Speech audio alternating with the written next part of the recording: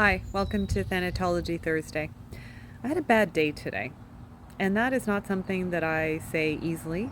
It is certainly not something that I communicate to others.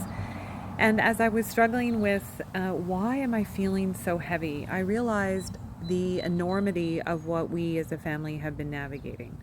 From my in-laws, both of their health has been failing, to transitioning to a new home and all that that entails, to some other big decisions that I'm working through. And I was giving myself a little bit of at a girl and, at least. And then I realized, how would I talk to a friend?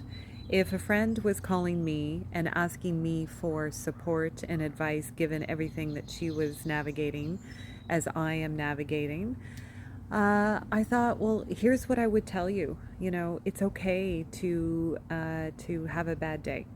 It's okay to not feel good about where things are at right now. It's okay to cry. It's okay to vent.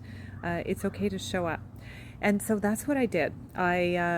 As hard as it was, and I'm an advocate of moving my body, I procrastinated. I found things to do, and actually, I was just like crashing on the floor and giving myself every reason not to move my body. And then I went outside and I sat down and I said to myself, just start walking, which I did.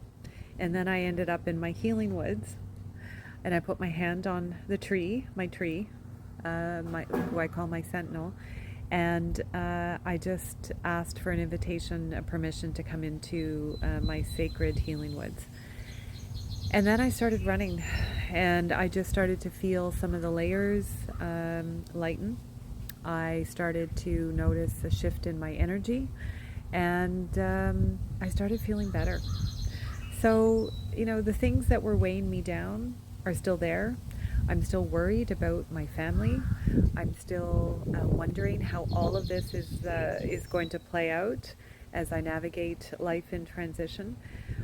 But I wanted to share this with all of you because I find too often those of us who do this work vocationally, kind of don't give ourselves permission to grieve, to vent, and to share with people that we too struggle as companions. So I hope this little bit of candid sharing, encourages you to keep doing the work on yourself. And I wanted to read this poem from Dana Faulds. It was a poem that I received permission to share in my book, Grief Unleashed.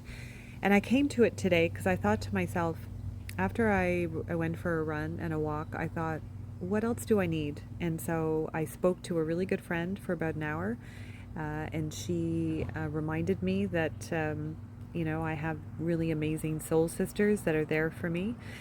And that was another game changer. It shifted my energy. And then I read this poem by Dana that I'm going to offer to you here as a little bit of a grief wisdom. And so here's what Dana says. And the poem is called Allow. There is no controlling life.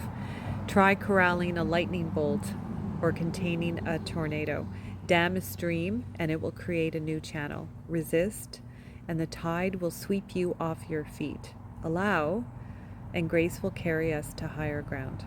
The only safety lies in letting it all in, the wild and the weak, fear, fantasies, failures, and success.